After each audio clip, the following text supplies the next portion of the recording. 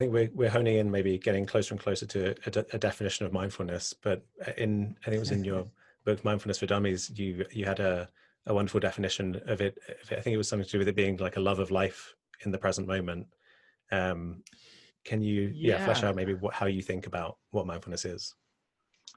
Yeah, well, it's a bit of a funny story in itself, in that when I got this contract to write this book, Mindfulness for Dummies, I thought I was a bit, I was very nervous actually, but I thought, okay, the first paragraph will be easy, the definition of mindfulness. So so I thought, well, let me just look at what this book says, and they said something, and let me look at what that book says. Ended up looking at literally 30 or 40 books of mindfulness. They all had a different definition, and so I had to think, okay, how can I bring what everyone's saying together? And one thing that they all said, it was about cultivating a present moment awareness. So that was definitely part of the definition. So I put that in there. And then the other side of it, it was always about bringing certain attitudes. So it wasn't just the being present.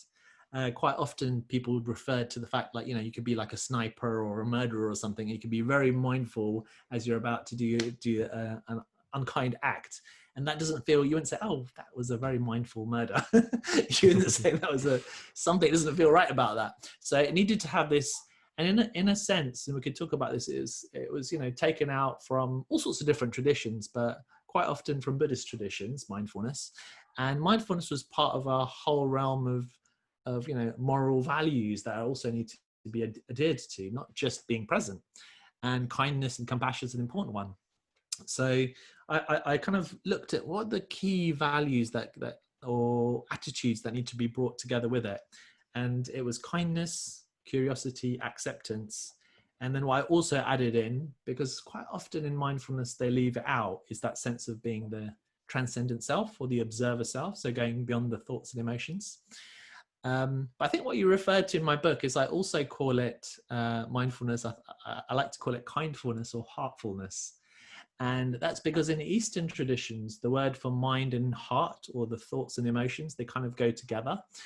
And when you look at the kind of ancient character for mindfulness, I think it's both Chinese and Japanese characters. It's basically an image of the heart, and then it's being protected by like what looks like a roof. And so it's this sense of presence from the heart. So I like to, in fact, I teach programs and classes on kindfulness rather than mindfulness. And if you change that first letter, it gives you the spirit of what we talk about when we talk about being mindful. Yeah, I think that's really crucial, because with mindfulness, you're kind of, as it's traditionally taught, I think you're trying to kind of remove layers of distraction and habitual patterns of thought to kind of unveil awareness as it is. You're not kind of improving your awareness. Awareness just is, and it's just there, and you're kind of unveiling it, right? But there's also this dimension that, as you say, gets left out, which is awareness actually has this very kind of loving, compassionate quality, which is well attested to in Buddhism. And again, this is left out a lot in kind of modern discussion of mindfulness. But if you experience having a very concentrated awareness, but it's quite cold or harsh towards what's coming up in your body, then implicitly there's a kind of an emotional judgment there that you're adding. If you get rid of that harshness that you have, attitude you have to your, or anything less than fully kind of lovingly welcoming stuff, then you're not really seeing the true nature of mind. So I think it's wonderful what you've done with this idea of kindfulness. And I think I really like what you say there. It reminds me of a couple of stories. So first of all, the kind of quite often the working definition that people give to mindfulness is moment to moment non-judgmental awareness. And by that, they don't mean that, if you have a judgment in your mind, you're not being mindful, but it's that sense of stepping back and moving from being a judgmental person or having a judgmental attitude to something to having this more kindful and compassionate. And this is particularly important for thoughts, actually. So when I teach beginners and more experienced people, and even for myself, you try to focus on your body sensations or your breathing or something, and then just within seconds, sometimes the mind goes off, and sometimes it can go off for ages.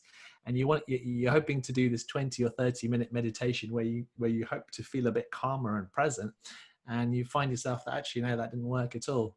And so what happens is there becomes a fight or a battle with the mind. And it's common misconception to think that thoughts are, if we get caught up in a train of thoughts, we're not being mindful and there's something that's gone wrong. So it's about having this kindful relationship with our bodily sensations, including the difficult ones, but also learning to be kindful to the mind. So you could actually think of you and your mind as separate and trying to cultivate a sense of friendship. So you can cultivate a friendship with your body and a friendship with your mind. And I'm starting to see that quite often in just random quotes, even in adverts, be kind to your mind, rather than thinking of your mind as the enemy that we need to kind of pull the reins off to get control of. It's like, no, let's actually give it some space and allow it.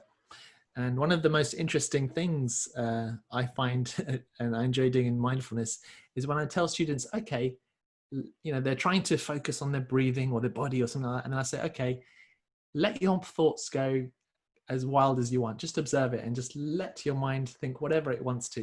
And they always say, I couldn't do it. My mind just was totally silent.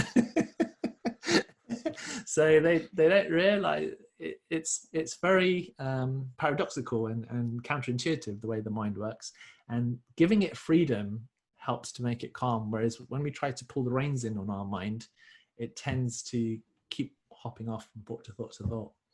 Yeah, I completely agree. That is the real core of it, right? This kind of surrendering, non-judgmental, allowing, and all of the wisdom seems to come from that. And if you're engaging in control in any way, right, even a judgment of I shouldn't be thinking because I'm meditating, you're saying I wish things to be a different way, or there's some attempt to control the situation, or at least implicitly say it shouldn't be this way. And to me, the wisdom is all in allowing and surrendering control, right?